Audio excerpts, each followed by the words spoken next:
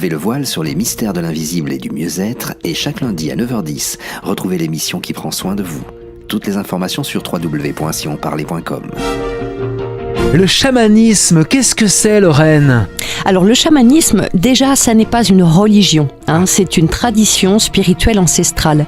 Alors les premières études anthropologiques sur la question, elles ont été faites dans les années 1920 par rapport à des pratiques qui étaient observées en Sibérie. Et puis ensuite, sous ce terme de chamanisme, on a regroupé tous les phénomènes un petit peu similaires qu'on a pu observer partout ailleurs dans le monde. Alors est-ce qu'il existe un chamanisme unique ou différents chamanismes ? Alors en fonction des traditions, des régions du globe, mais aussi des chamans eux-mêmes, les pratiques et les rituels diffèrent, c'est vrai, mais la base reste tout de même toujours la même.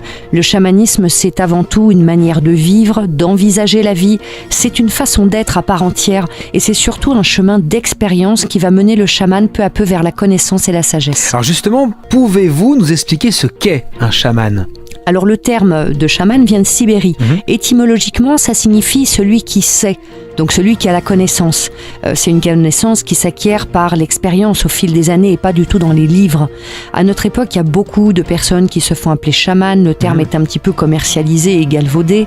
Mais originellement, un chaman, c'est quelqu'un qui vit à l'écart, dans la solitude, au contact de la nature et qui a une grande connaissance des plantes. C'est un guérisseur et un intermédiaire, une sorte de lien entre le monde minéral, végétal, animal, humain et surhumain. Et d'ailleurs, parfois, pour établir ce contact avec l'invisible, il n'est pas rare que certains chamans aient recours à des plantes comme le tabac ou encore à des instruments comme le tambour. Alors, est-ce que tout le monde peut devenir chaman ?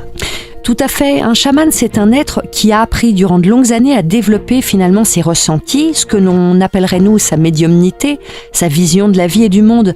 Donc nous pouvons tous, et nous sommes tous invités, chacun à aller, chacun à notre niveau, sur ce chemin du chamanisme, qui offre en plus la possibilité de libérer notre esprit et d'être beaucoup plus à l'écoute de nous-mêmes et du monde qui nous entoure, qu'il soit visible ou non d'ailleurs. Alors vous nous parlez d'une tradition très ancienne. Pensez-vous qu'elle puisse apporter des réponses à nos problématiques contemporaines ? Plus que jamais, parce que le chamanisme nous invite à redonner la première place à l'humain dans une société où la consommation et les biens seuls comptent, à respecter la vie autour de nous, qu'elle soit animale ou végétale. Or, on le sait, on rencontre de graves difficultés avec les déforestations et l'élevage intensif. Et puis sur un autre plan, je pense que le chamanisme peut réussir là où les religions ont échoué.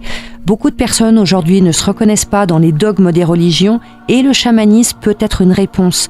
Parce qu'il n'invite pas les hommes à suivre des règles édictées par d'autres hommes, mais à se rappeler de ce qu'ils sont.